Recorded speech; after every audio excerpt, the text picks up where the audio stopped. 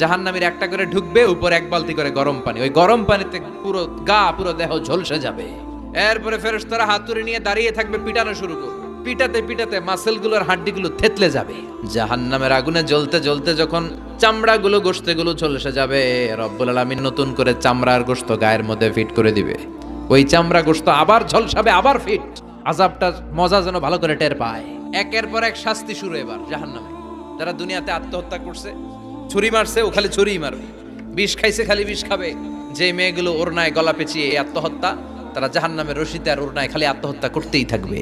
যারা স্মার্টফোনের ভিতরে ইন্ডিয়ান নায়িকাদের কোমর দোলানো ডান্স দেখেছে, অশ্লীল ভিডিও দেখেছে, জাহান্নামের গরম শিক চোখের ভেতরে ঢুকিয়ে দেওয়া হবে। যারা মিথ্যা বলতো, ওদেরকে এক লাইন জাহান্নামের ছুরি দিয়ে কুচি কুচি করে জিহ্বাটা কাটা হবে। অন্যের জমি মেরে খেয়েছে এরকম ডাকাইত আসারা নাই, 7 জমিন ওর কাঁধে তুলে দেওয়া হবে। এবার ঘাড়ে কর। গিবত করে চগল খড়ি আছে না নাই, তাদেরকে আল্লাহ জাহান্নামের তামা দিয়ে নখ বানায় দিবে, আগুন ঝরবে ওটা থেকে। নিজেরা নিজের গালের গোশত আর বুকের গোশত টেনে কুড়ে কুড়ে খাবে। ওদের ব্যথার চিৎকারে পুরো জাহান্নামটা থারথার করে কাঁপে।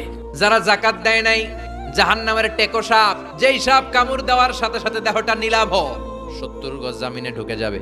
আবার সাপ ওখান থেকে ছোবল দিয়ে বের করে পা থেকে পেঁচাতে পেঁচাতে কোমরে একটা টাইট। পারবেন সহ্য করতে? আল্লাহ জাহান্নাম থেকে তুমি আমাদের বাঁচাও।